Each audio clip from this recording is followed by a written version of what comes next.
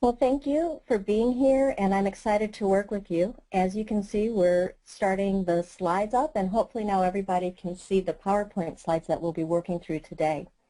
I want to thank you all for joining me, and this is what we're going to plan to do in our next hour or so that we're together. First of all, I want to add my welcome to you all, and thank you for being here and giving up some of your precious time.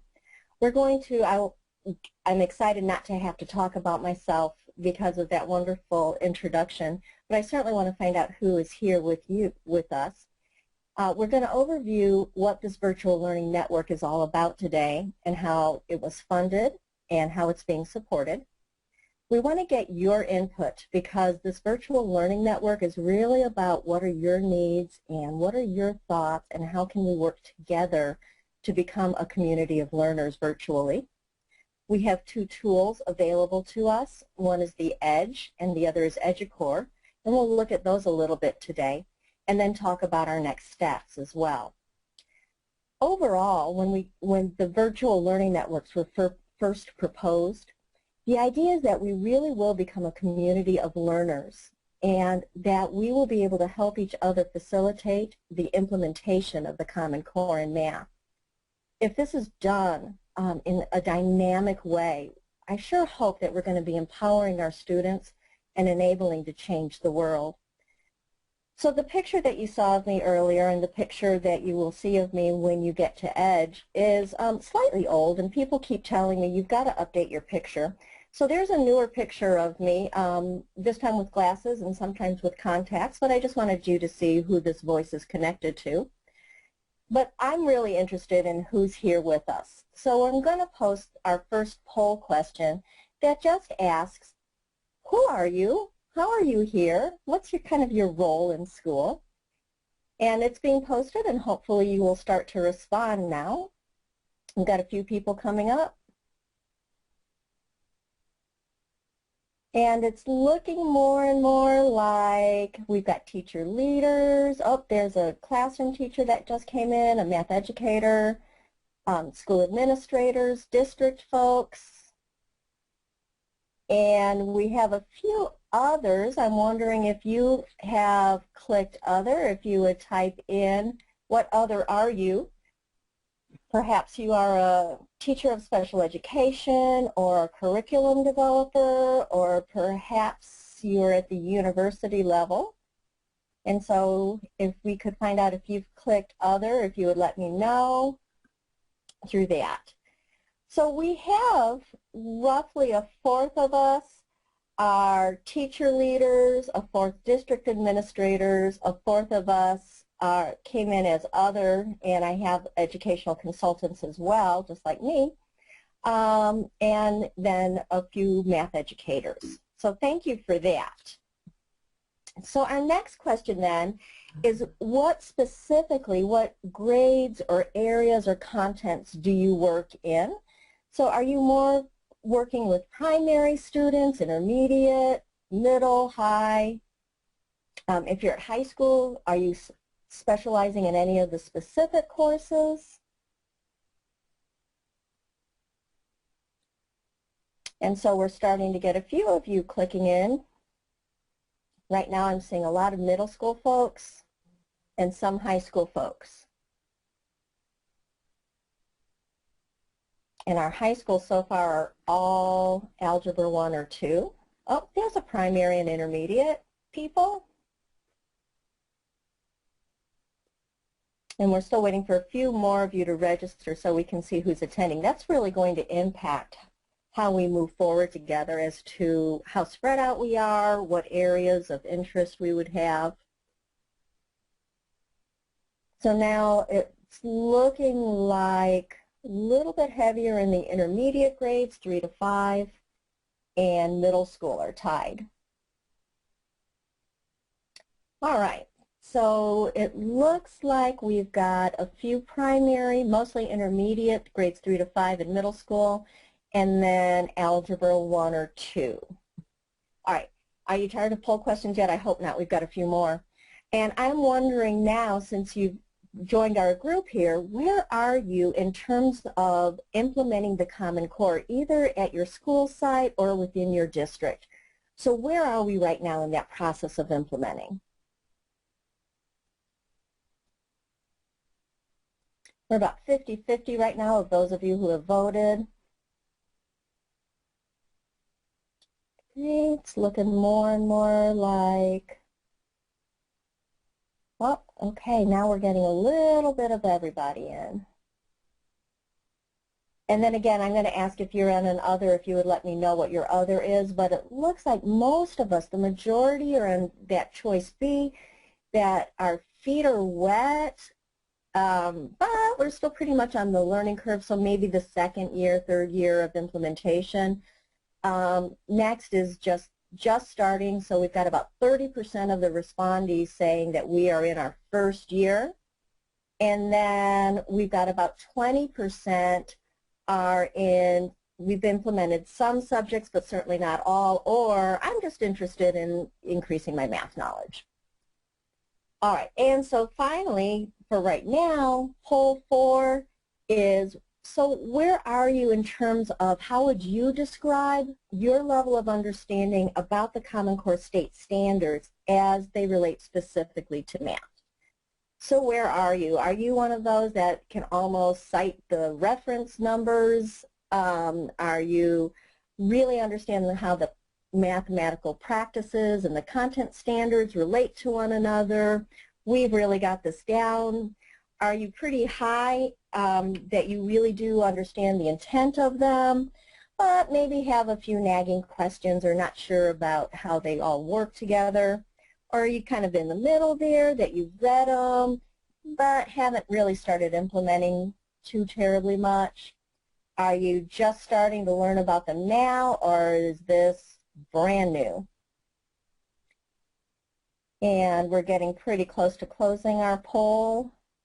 And it looks like we're very split between that high, that you see what they reflect and how they're designed to really create mathematicians of our students, and fair. We're pretty much split between those two, between high and fair, that we know about them but haven't really started implementing, or we see the main design. So I've got one more question for you. This one is, I'm going to ask you to please type in your answers, and you're going to put these into the question box so that we can see some of your answers. This was too long to be a poll question. And that is about the mathematical practices. They are standards. They will be assessed. And so my question for you right now, as we're getting to see who's here and what we all know together, is what's your level of understanding and implementation for the standards for mathematical practice? So how would you describe yourself in a few words? And I'll read some of those responses as they come out.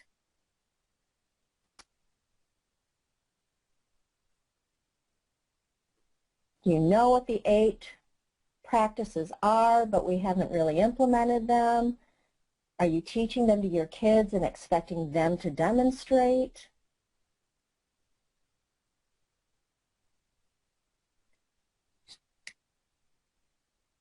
So here they come. I've read them, but I couldn't cite any. That's good, because at least we've got an awareness there, understand and are familiar with them, but have not implemented them.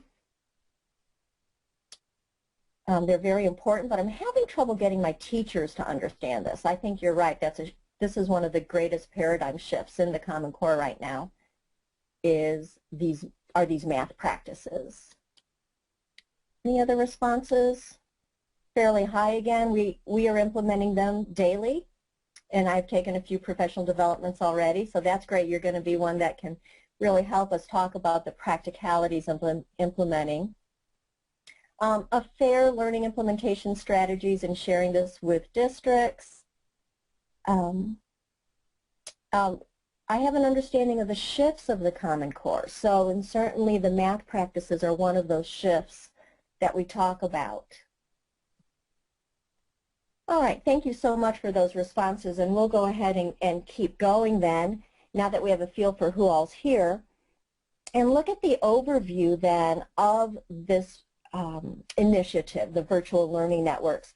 This is being sponsored by ASCD, and it is funded by a Gates grant, and that's why at the top of almost every slide you'll see ASCD Gates grant. And our Virtual Learning Network is really focused on implementing the shifts and the Common Core.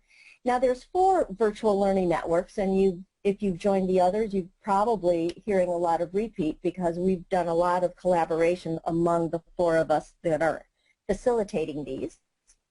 But the focus of the virtual learning network, again, is to assist in any way we possibly can with the implementation in the classrooms.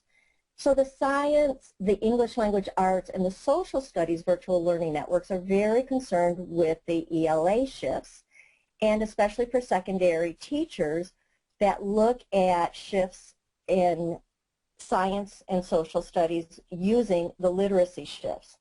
And then the math shifts, we have our own, and really if you look at the authors of the Common Core, they cite 5 shifts, some of which are kind of implied, so a lot of times we only see 3. But the shifts in mathematics then would be focus, which is where we want to focus on deep and not wide. And that's easier said than done, and I think within our standards, most people I speak with, and as I work across the country, I'm finding out that most people really agree that in K-8, that's probably pretty true, that the math standards have gone much deeper and have narrowed somewhat. Not so much in high school, they're still pretty wide.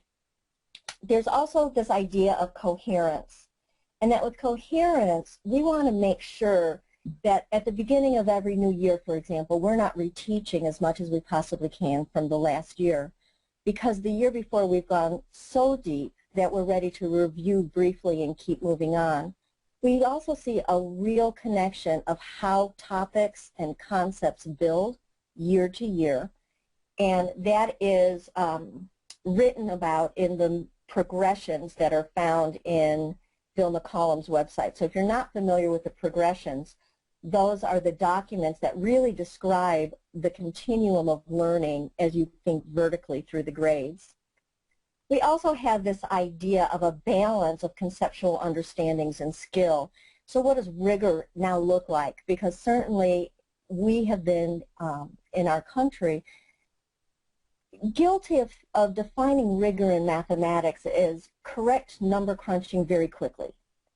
And that really isn't our definition of rigor any longer. And we're looking at these deep applications, fluency of facts, of balance of really understanding the mathematics balanced with being able to produce the skill. Then the 2 that are not talked as often about, but in the original documents are cited, is this idea of college and career readiness. And that is part of the charge of the Common Core, is that high school graduates should be ready for whatever their next step is. And then the math practices. And as I mentioned earlier, these are standards. They're not just a portrait. In the ELA standards, they have a portrait of an ELA student. But there was a segment of math educators that really fought to make sure that these 8 math practices were called standards and that they would be assessed. And so this is a true shift, that how we engage, how we act, how we demonstrate mathematics is equally as important as getting a correct answer. And so those are the shifts in mathematics. As we continue thinking about this virtual learning network, it is a 2-year grant. And we're hoping that the project will span over 2 years. This is obviously the very first moment of the first year. Each year we'll have 5 webinars.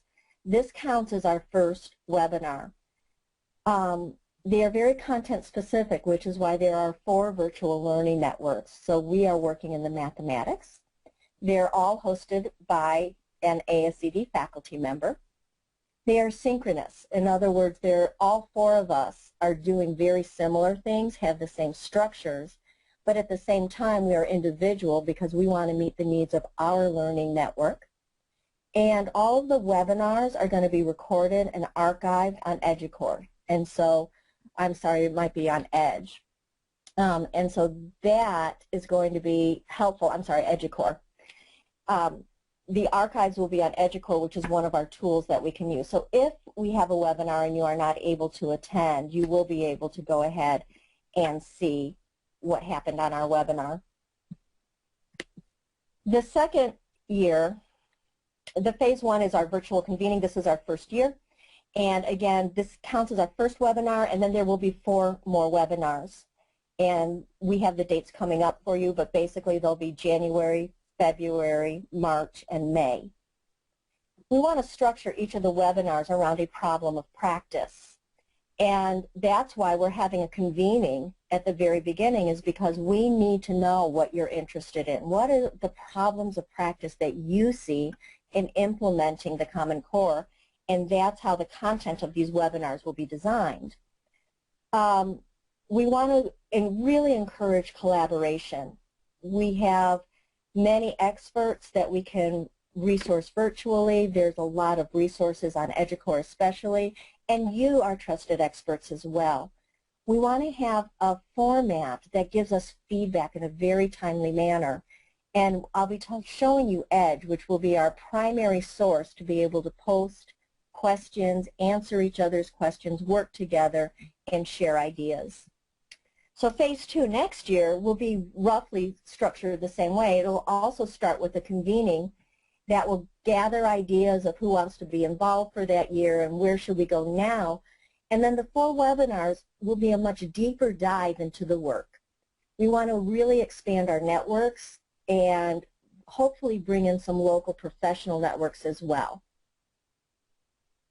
So ASCD EDGE I've mentioned a couple of times, and you may be familiar or you may not. We're going to look at it in depth in just a little bit.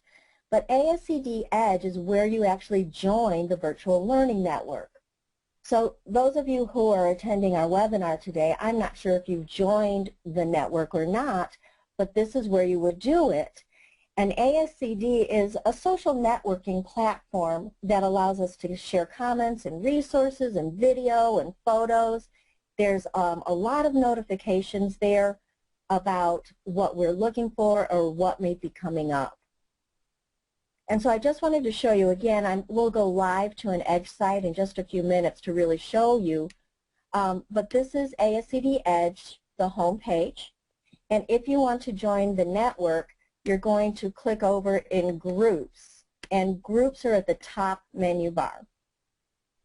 When you click on groups, you'll get this long list, and you will see the first thing I would recommend doing is clicking Q to Z, so you get alphabetically the name of our list. And then there it is, VLN Mathematics. And you can see it's a private group, which means you have to join to take part. Once you click join, you will see our little website come up, and there it is, Mathematics Virtual Learning Network. And right underneath the box is a request to join. And if you click there, you'll enter your email, and I will get notice that you want to come in and join us, and I will, of course, accept you right away, and then you will be part of our virtual learning network. Now, the other resource that we have from ASCD that's going to facilitate our learning together is EDUCAURE. And if you haven't been on EDUCAURE, this is another tool that has been funded by the Gates Foundation. And it's a digital tool that has all kinds of resources. And it's not just math, it's primarily math and ELA. It is designed for Common Core. And many of the materials that are on there are either from the Literacy Design Collaborative or the Math Assessment Resource Service, fondly referred to as MARS, or you might know the Shell Center. That's the group that wrote the assessments.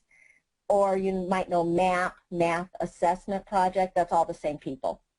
So this is where a lot of lesson plans and videos and readings and webinars and all kinds of things are posted, and it's free for everyone.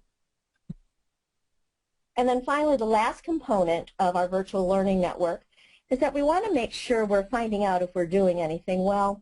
And so there will be some evaluations, some measurement and evaluations that will be sent to you as a member that will be primarily survey-based and being very respectful of how hard it is to be a teacher, to be an educator today, to take up your time with a lengthy survey is not appropriate. And so we are aware of that. And we really just want to know, is it helpful to you? How has it been?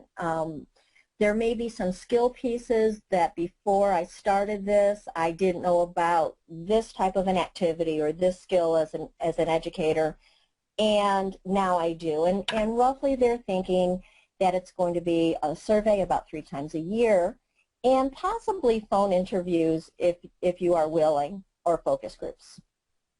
All right, so that's an overview of the virtual learning networks. So because these are being built around problems of practice, I would really like to know what you are interested in. This is just such an important piece because I could come up with 4 webinars. And in fact, before we ever started today, I was asked to submit a potential 2-year outline for the project.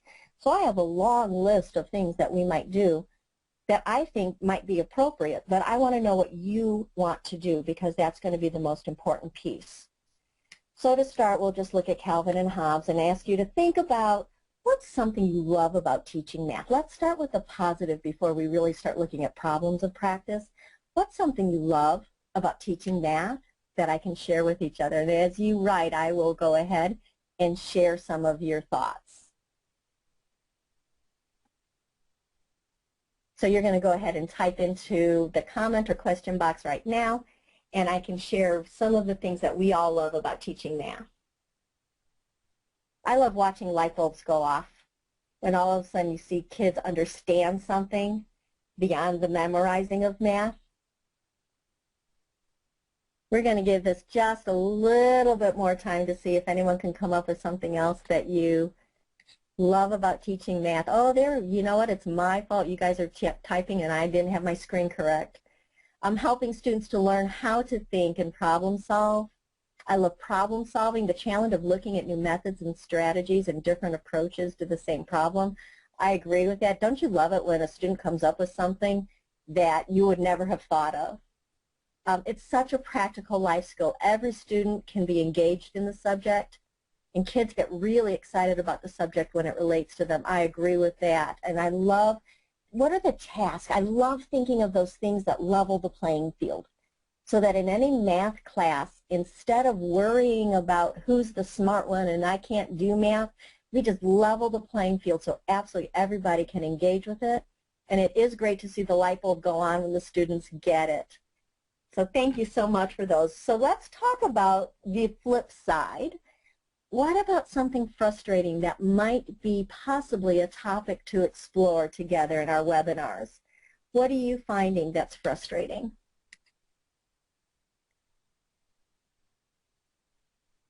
We had a couple more come in positive while you're posting our frustrations. I love how we are now teaching metric and relating it to base 10 and place value, and it makes so much sense for students. And I love to convey the beauty of how concepts are connected, me too, the connections within math. And I think our Common Core standards are so powerfully connected now with that coherence. Here's a frustration that teachers are afraid of teaching math. And we so often see that they felt like they weren't very good at math, and so they're not exactly sure what to do. And especially now when the process is so important, and it's not all about getting right answers, that sometimes teachers can be afraid of what to do and what's right. And here's another comment. Students get hung up on all the steps and often have difficulty with facts. And we see that so often when students are trying to memorize their way through math instead of making connections and understanding. And so as we progress through real deep implementation of the Common Core State Standards, we hopefully will see the fallback method of I don't understand so I have to memorize going away with students. Here's another thought, that teachers revert back to procedure instead of learning to apply a process. And I think that's true. I think that's true of almost all of us. If we start to get a little unsure of ourselves, we go back to what has either worked before or what I know. And again, that memorization as a fail-safe method to try to get through something. Here's another one. What about getting students to really see the connections behind their answers, or putting meaning behind numbers to make them make sense within the context of a problem? And I think that's why we have math practice number 2, that contextualizing and decontextualizing. You know, thinking within context and being able to pull the math out of it, but also to take some numbers and understanding how that applies into our real world. So making those connections is so critically important. We have a first start of when it takes time for students to, and Sherry, I don't know if you want to go ahead and finish your thought there, or I'm going to guess that you're thinking about it takes students time to really make these connections. And if you want to keep writing, I will go ahead and refer back to them.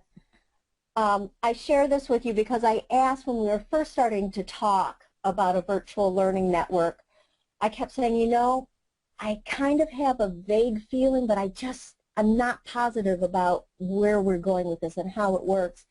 And one of the directors at ASCD said, you know, we're kind of building the airplane while we're flying it. And I just thought, you know, that gave me such great peace because it means that I don't have to have the answers. And I think Common Core, it's the same thing, isn't it? That we have a blueprint of our standards and we know where we're going, but certainly we're not exactly sure about what it's going to be like when, for example, PARCC or Smarter Balance kicks in. Here's that last thought about challenges in teaching math. It says it takes time to allow students to dive deep and muck around with math. And often our schedules and demands don't allow for the investigation, and boy is that true. That so often we wish that we had more time to really allow students to delve into these ideas and concepts and create and construct their understandings, but we often work within bell schedules, or it's time to line up to go to specials, and that learning gets cut short. So that professional decision-making process of when is it worth the time and when do I need to kind of shortcut it and get down and dirty and a little bit more procedural is one of the artistries of teaching math. So as we go forward then in thinking about where do we want to go with our webinars, what problems of practice might we be most interested in, I love this quote from Yogi Berra that in theory there's no difference between theory and practice, but in practice there is. So we can talk theory all we want, and I think probably most of us are already versed enough in the theory of the Common Core. We really do want to be practical and pragmatic. So as I was thinking about problems of practice, I thought about this one in particular because for me, I think the standards of mathematical practice are such a key in truly where we want to go as a nation in the area of mathematics. So my question would be, how do we teach students what it means to be a mathematician in class through the standards for mathematical practice? But that's just one example or one idea that I had. And so I'm wondering if you could post some responses for me, continue on the board, now that I have the hang of how to look for them and read them, and ask you, so what are your key challenges? What might be some of your problems of practice? And we will take note of these, we being the ASCD group and myself, to make sure that when we design the webinars and we choose topics that we're going to be addressing your needs. So we'll give you a little bit of time here to go ahead and respond to what are some of these areas that you might be most interested in.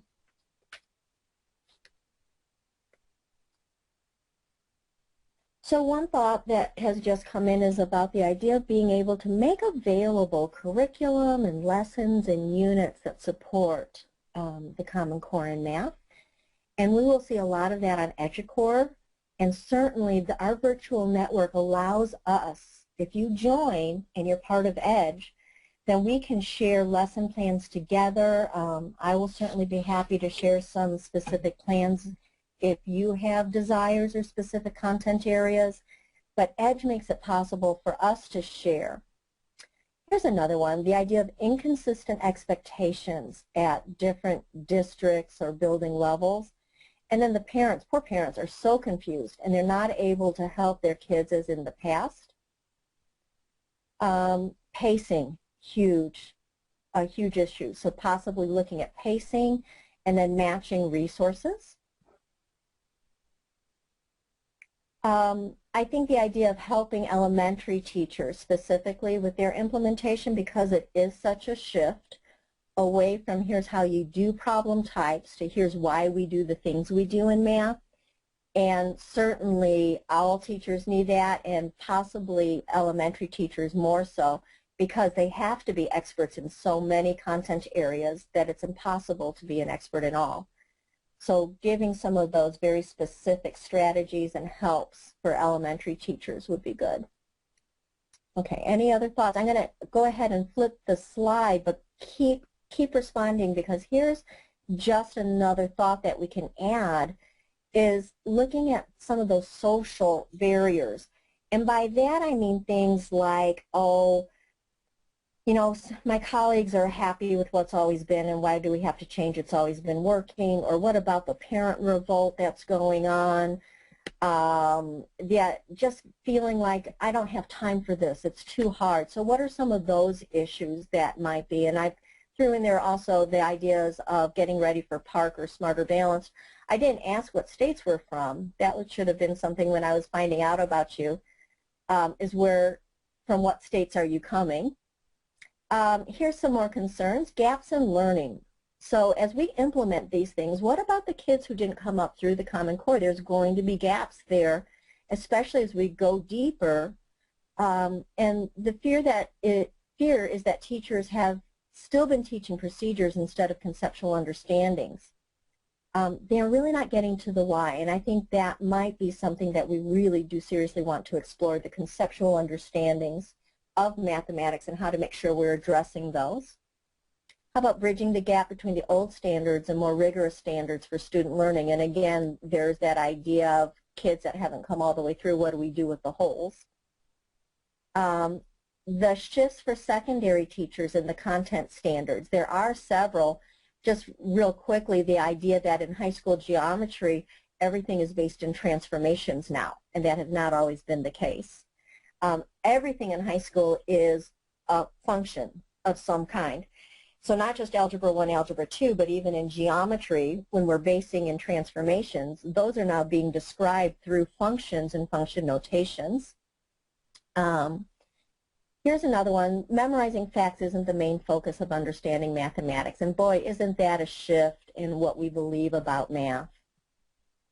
There needs to be a transition period, and especially in high school. And I agree, and there really just isn't one.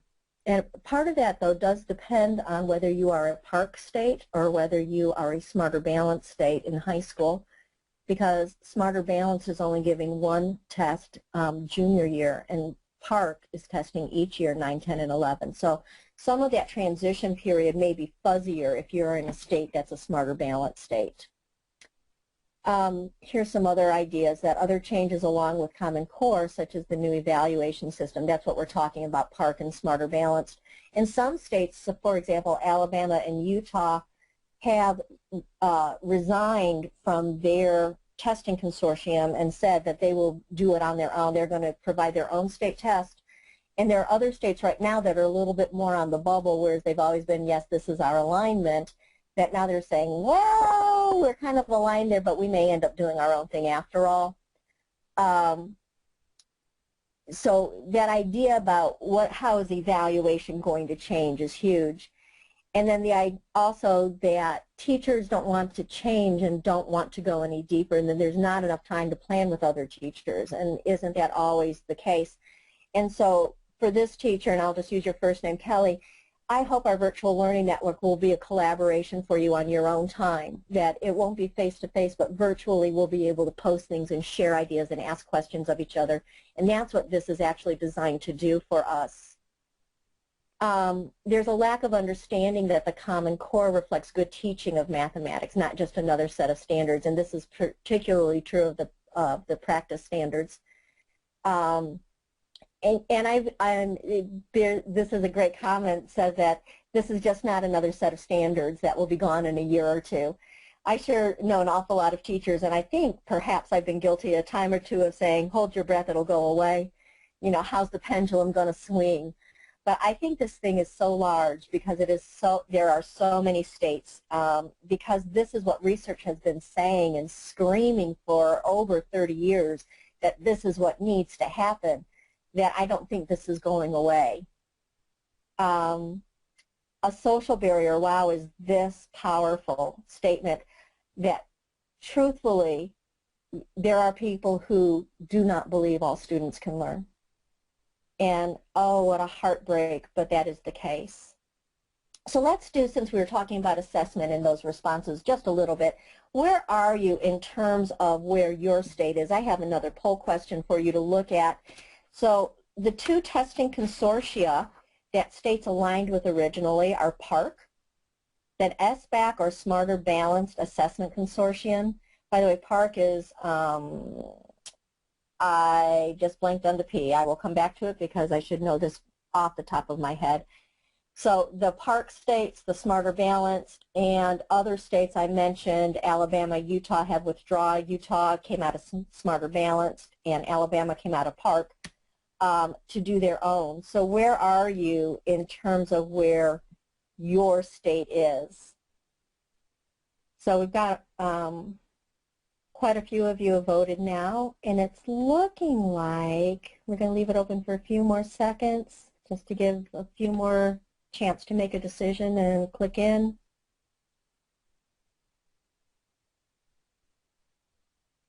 There we go, our poll is closed.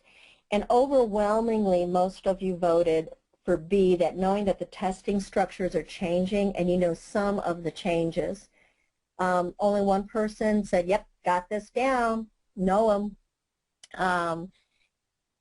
There's an equal number there, about one or two, that say, still not sure what testing will truly be in my state, and I think there's some states where that means you're current, because the state isn't really coming out and saying for sure, or it may just be that we're not positive yet. And then I love that some of you did choose ignorance is bliss. So here's another open question then for you, and I'm sorry about all this polling and questioning, but we truly want to design this to be for you. What do you feel is an essential skill or knowledge base that math educators need in order to address the Common Core? Oh, I'm so sorry. There we go. So please respond again by typing in, and I know we've been talking quite a bit about this understanding and going deeper.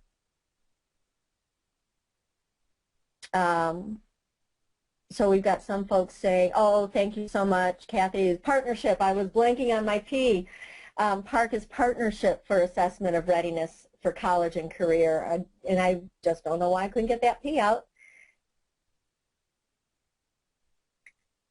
So perhaps what we want to do with at least one of our webinars is address a specific instructional skill or knowledge base. And I'm gathering from what you've said so far that we really do want to address that idea of deeper understanding in math and what might that look like. One of the things that we do need to know absolutely is the standards for each strand in your grade level. And so as you look at the structure of the content standards, we've got domains, and in high school structure we have even larger groups than domains. We've got these conceptual areas, and within the conceptual areas are domains, and then within the domains we've got clusters. And then within the clusters are the specific standards, and boy, do we need to know those in order to be able to do that, to fully implement. Here's another idea about the ability to read math instead of reading a set of symbols. And very often we can use literacy strategies to teach mathematics, to unite the learning process for children and for students. And that is incredibly important, that we should be able to understand and read and translate what we're reading in math, not just these abstract symbols. And certainly that educators need to understand the essential shifts and what that should look like. Well, how does it affect curriculum, instruction, and assessment? And then getting kids to muck around, problem solve versus this rote approach. Number sense is absolutely essential for this. This vertical alignment, that part about cohesiveness within the Common Core, being familiar with what's being taught prior to your students coming to you, and then also what is coming after you so that we can get the cohesion correct. That practices is absolutely important. One person recommends depth of knowledge, or commonly known as DOK, and the Smarter Balance test is structuring its questions around this structure, depth of knowledge, which is by Webb, if you're not familiar with it. And so perhaps depth of knowledge and the way we look at the questions we ask and the way we design questions accordingly might be a great webinar content. Also, the ability to integrate the standards using CRA, which is going from concrete to representation to abstract, and the abstract then would be the symbolic. Understanding how we can teach the why, the deeper conceptual understandings, and especially that at the elementary, and then plenty of problem solving. So thank you so much for that list of ideas. We will draw from those for our webinar topics. I think we can skip, Rebecca, if you're listening, we're going to go ahead and skip poll 6 because the write-ins were so rich that I think this is redundant. In case we didn't get much response, I was going to ask you if you'd rather have math content, problems, pedagogy, those kinds of issues. And so we will go ahead because we have such rich feedback there and not do that poll question. So do you think your students are prepared to handle an increase in the rigor, depth, and engagement required by the Common Core? I'm just kind of curious as to whether you think some pedagogical structures or differentiation might be needed. How are your kids going to do? And I think you responded quite a bit about what are we going to do about the gaps. So this is featured. If you have any other comments to add about where your students are and how they're going to be handled all of this, I would love to hear some of your thinking there. And then we'll look at our 2 resources via ASCD to wrap up our time together. Here's another comment about home and school connection, that it's really hard to implement all of this when there's very little support at home. And I think that's just such a concern across our country right now with students who are not supported at home with that value of education. Here's another comment about preparedness is transiencies.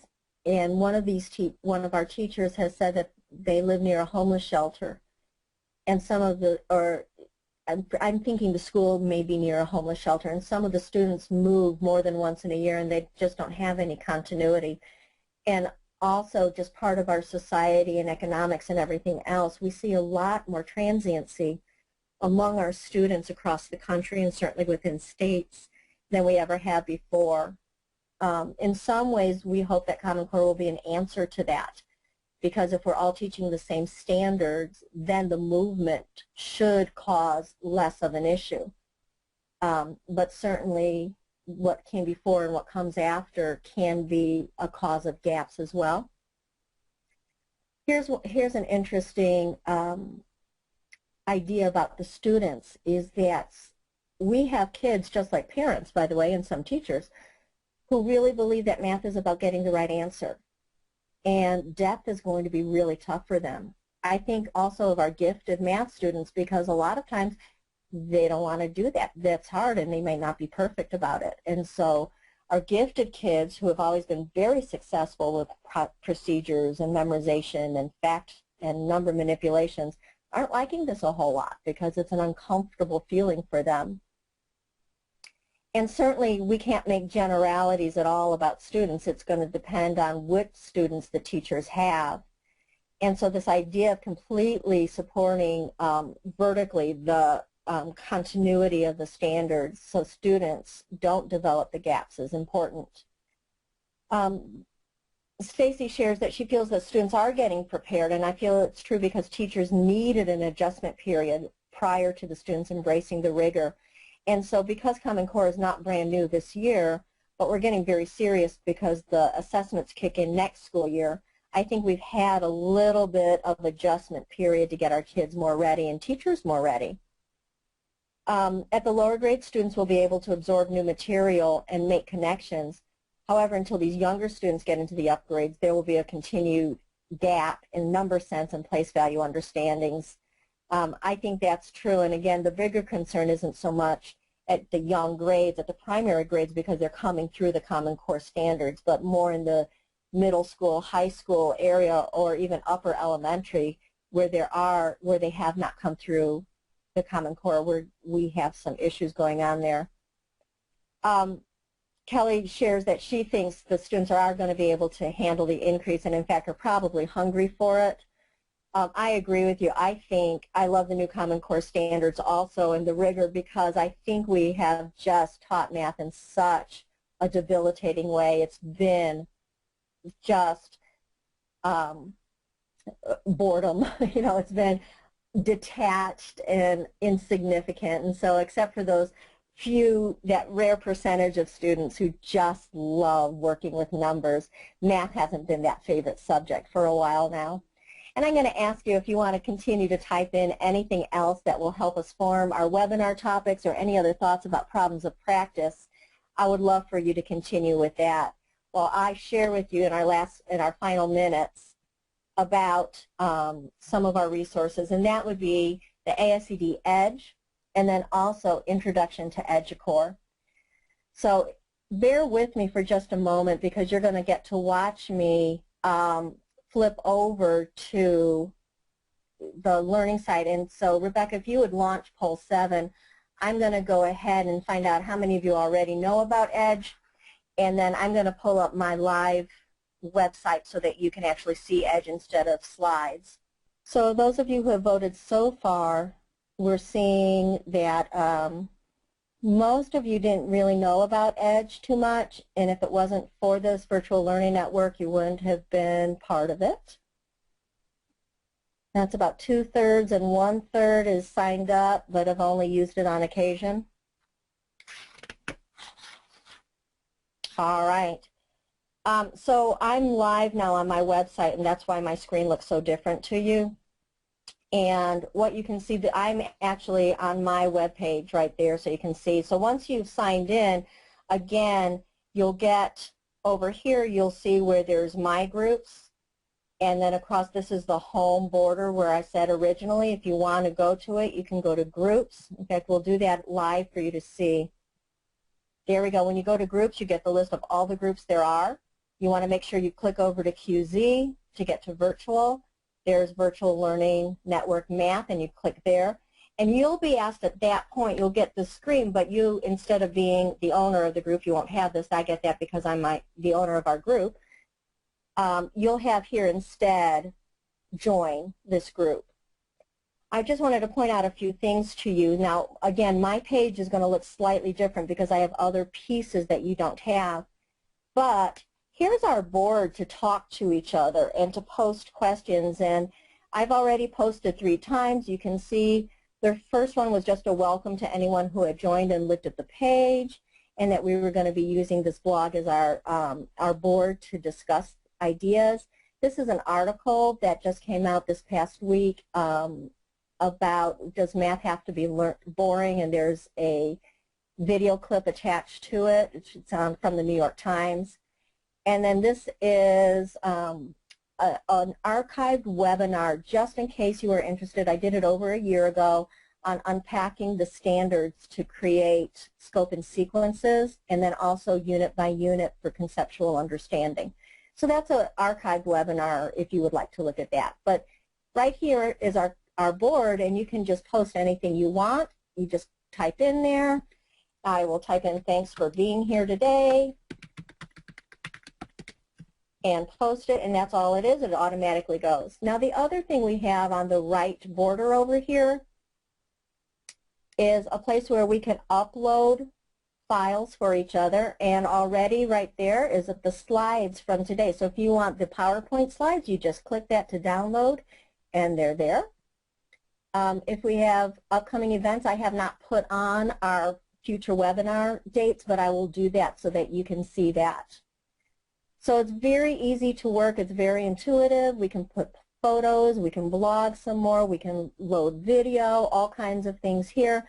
So this is our primary site for being able to talk with each other.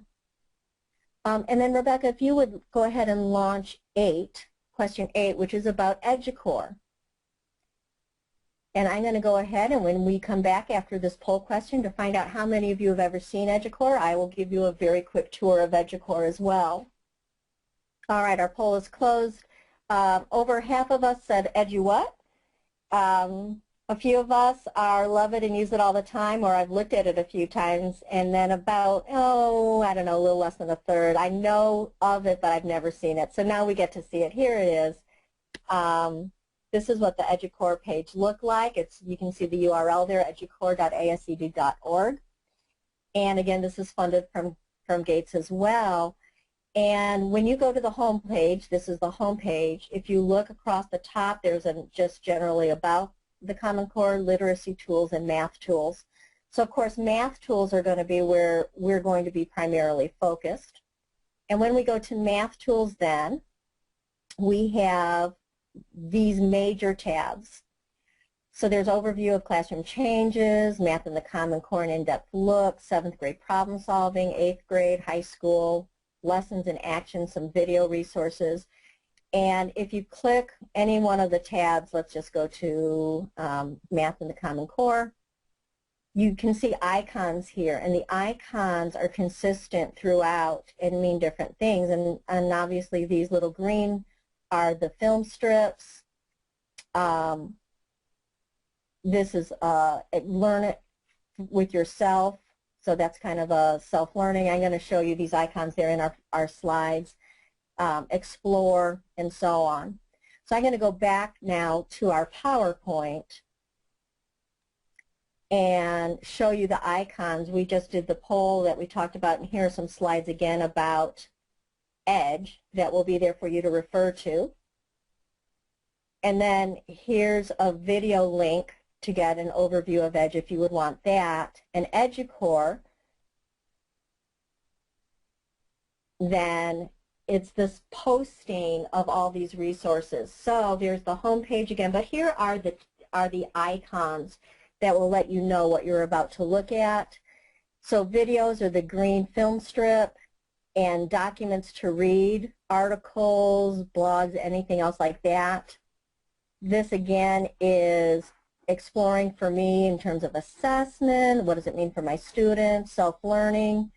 Modules, so we have modules from the MARS tasks, remember? And in case you were wondering, why is it just 7th, 8th, and high school? Well, MARS is 6th through high school. There's no elementary resources on them. So as of right now, there aren't elementary resources on EDUCAURE, but they are continuing to update and launch new versions, so we're hoping for more of that. There's a site to explore, and then you can use it in all kinds of ways. So that's our convening for today, and I really appreciate you being with me again. So our next steps are scheduled, our webinars, here's our scheduled dates. Again, those are posted on the slides. I will add them to the calendar as well. And then I sure hope that you will be posting on the EDGE site. Please join the network. Please be part of our Mathematics Virtual Learning Network so we can work together, collaborate together, and share ideas together. And if you want to connect with me at all, certainly the EDGE is probably going to be the easiest way to do it. I have just an EDGE account there, or through the VLN would be probably the most pragmatic way. Or you can email me. This is my ASCD email. You can certainly email me there at any time.